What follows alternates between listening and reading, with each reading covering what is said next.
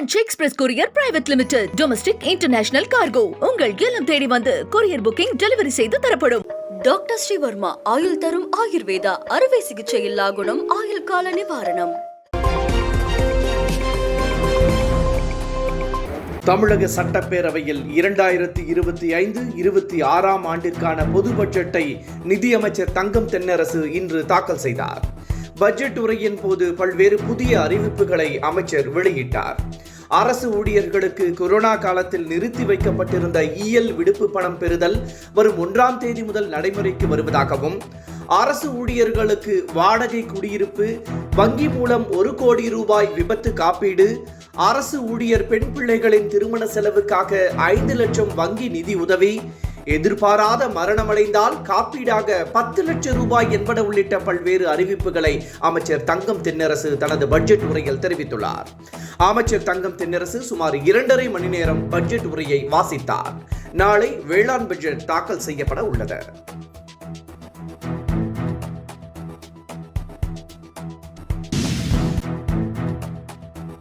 சட்டப்பேரவையில் இன்று தாக்கல் செய்யப்பட்டுள்ள பொது பட்ஜெட்டில் அனைவருக்குமான பல திட்டங்கள் அறிவிக்கப்பட்டுள்ளதாக முதலமைச்சர் மு.க. ஸ்டாலின் பெருமிதம் தெரிவித்துள்ளார்.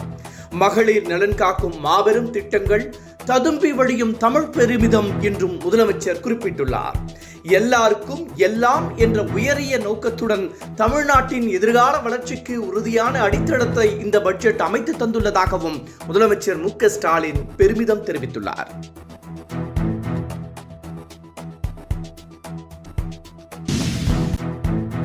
திமுக அரசு தாக்கல் செய்துள்ள பட்ஜெட் சாமானிய மக்களுக்கு வழக்கம் போல் ஏமாற்றத்தையே பரிசளித்துள்ளதாக அண்ணாமலை விமர்சித்துள்ளார். திமுக அரசின் பட்ஜெட் குறித்து சுருக்கமாக சொல்ல போனால் டாஸ்மாக் வருமானம் உயர்ந்துள்ளதையே காட்டுவதாகவும் அவர் குறிப்பிட்டுள்ளார். அரசின் கடனும் விளம்பர அறிவிப்புகளுமே பட்ஜெட்டில் உயர்ந்துள்ளதாகவும், திமுகவிற்கு வேண்டப்பட்டவர்கள் மட்டுமே இதன் மூலம் பலனடைவார்கள் என்றும் அண்ணாமலை குறிப்பிட்டுள்ளார்.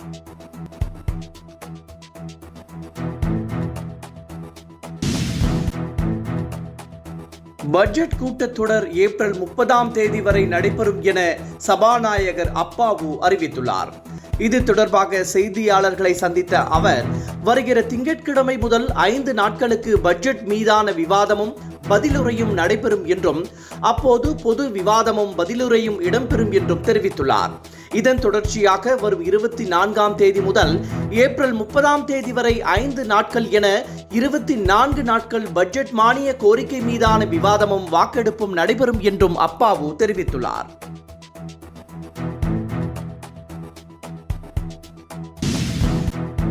டாஸ்மாக் கடைகளில் 1000 கோடி ரூபாய் ஊழல் நடைபெற்றுள்ளதாக அமலாக்கத்துறை தெரிவித்துள்ளதை அமைச்சர் செந்தில் பாலாஜி மறுத்துள்ளார்.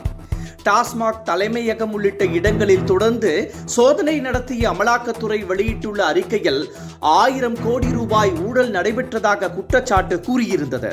இதற்கு எந்த முகாந்திரமும் இல்லை என்றும், தமிழக அரசுக்கு எதிராக அமலாக்கத்துறையை ஏவிவிட்டு மத்திய அரசு உள்நோக்கத்துடன் செயல்படுவதாகவும், எந்த குற்றச்சாட்டையும் எதிர்கொள்ள தயாராக இருப்பதாகவும் அமைச்சர் செந்தில் பாலாஜி தெரிவித்துள்ளார்.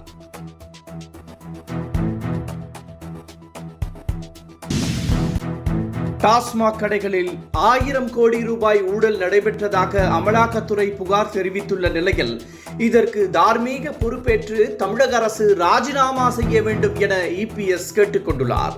மேலும் டாஸ்மாக் கடைகளில் கடந்த ஒரு வாரமாக அமலாக்கத்துறை சோதனை நடத்தியுள்ள நிலையில் 40,000 கோடி ரூபாய் வரை ஊழல் நடந்திருப்பதும் விசாரணை முடிவில் தெரியவரலாம் என்றும் இபிஎஸ் கூறியுள்ளார்.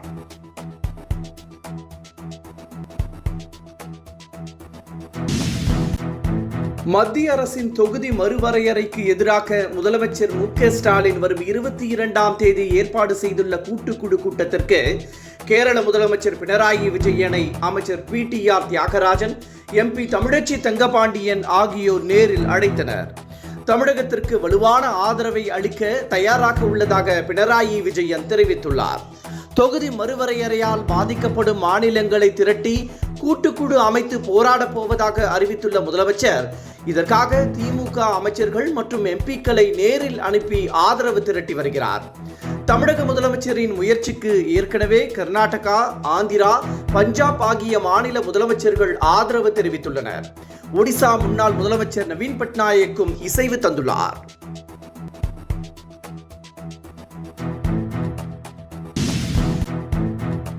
டாஸ்மாக் தொடர்பான அனைத்து வழக்குகளையும் சிபிஐக்கு மாற்ற வேண்டும் என அன்புமணி வலியுறுத்தியுள்ளார். மதுவை ஊற்றிக் கொடுத்து மக்களை கெடுப்பது மட்டுமின்றி அதிலும் ஆட்சியாளர்கள் கோடிக்கணக்கில் கொள்ளையடித்து வருவதாக அவர் குற்றம் சாட்டியுள்ளார். இதற்கு காரணமான அமைச்சர்கள் செந்தில் பாலாஜி, முத்துசாமி ஆகியோரை பதவியில் இருந்து நீக்க வேண்டும் என்றும் அன்புமணி வலியுறுத்தியுள்ளார்.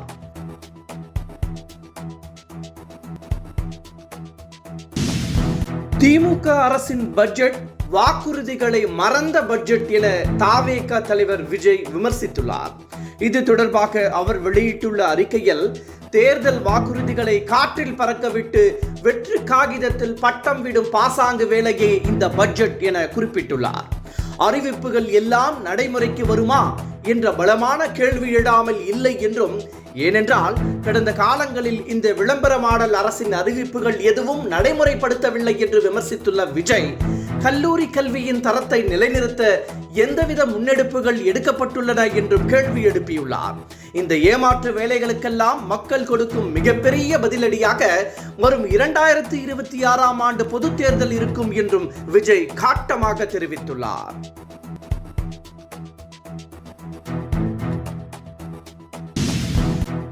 சபாநாயகர் மீது அதிமுக கொண்டு வந்துள்ள நம்பிக்கையில்லா தீர்மானத்தின் மீது வரும் 17ஆம் தேதி வாக்கெடுப்பு நடைபெற உள்ளதாக தெரிவிக்கப்பட்டுள்ளது.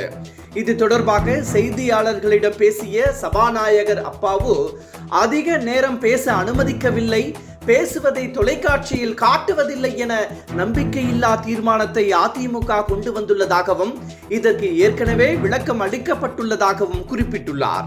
நம்பிக்கையில்லா தீர்மானத்தின் மீது திங்கட்கிழமை விவாதம் நடைபெற்று வாக்கெடுப்பு நடத்தப்படும் என்றும் அப்பாவு கூறினார்.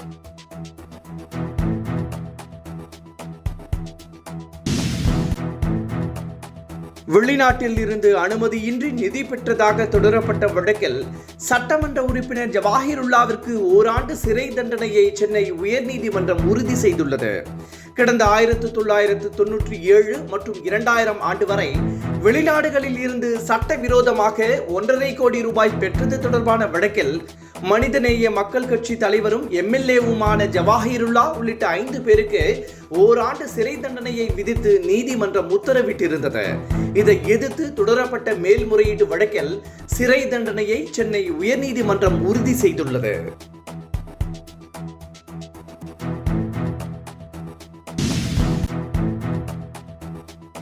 இபிஎஸ் தலைமையில் இன்று நடைபெற்ற அதிமுக எம்எல்ஏ கூட்டத்திலும் முன்னாள் அமைச்சர் செங்கோட்டையன் பங்கேற்கவில்லை. சட்டப்பேரவையில் இன்று பட்ஜெட் தாக்கல் செய்யப்பட்ட நிலையில் அது குறித்து ஆலோசனை நடத்த அதிமுக எம்எல்ஏக்கள் கூட்டத்தை இபிஎஸ் கூட்டியிருந்தார்.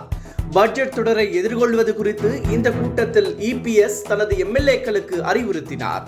ஆனால் இந்த கூட்டத்தை முன்னாள் அமைச்சரும் எம்எல்ஏவுமான செங்கோட்டையன் புறக்கணித்தார். இபிஎஸ் கூட்டங்களை செங்கோட்டையன் தொடர்ந்து புறக்கணித்து வருவது குறிப்பிடத்தக்கது.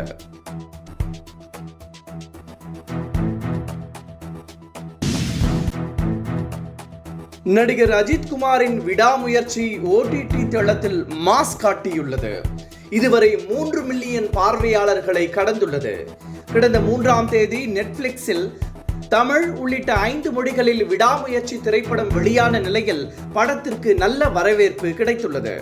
அஜித் நடிப்பில் விடாமுயற்சி 2 ஆண்டுகளுக்கு பிறகு வெளியானது. இதற்கு கலவையான விமர்சனங்கள் கிடைத்தன.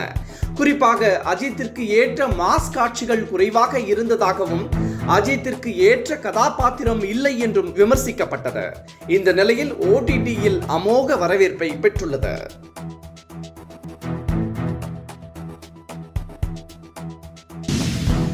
Chennai super Kings Mumbai Indians மோதும் IPL போட்டி வரும் 23ஆம் தேதி சென்னை சேப்பாக்கம் மைதானத்தில் நடைபெற உள்ளது.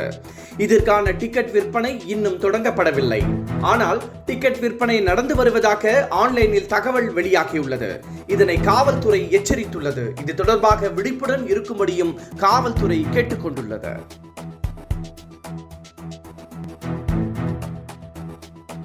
Branch express courier private limited domestic international cargo உங்கள் இல்லம் தேடி வந்து கொரியர் புக்கிங் டெலிவரி செய்து தரப்படும். டாக்டர் ஸ்ரீவர்மா ஆயுள் தரும் ஆயுர்வேதா அறுவை சிகிச்சை இல்லா குணம் ஆயுள் கால நிவாரணம். என்றும் உங்களுடன் மை இந்தியா. முக்கிய செய்திகளை உடனுக்குடன் தெரிந்து கொள்ள சப்ஸ்கிரைப் பண்ணுங்க, பெல் பட்டனை பிரஸ் பண்ணுங்க. என்றும் உங்களுடன் மை இந்தியா.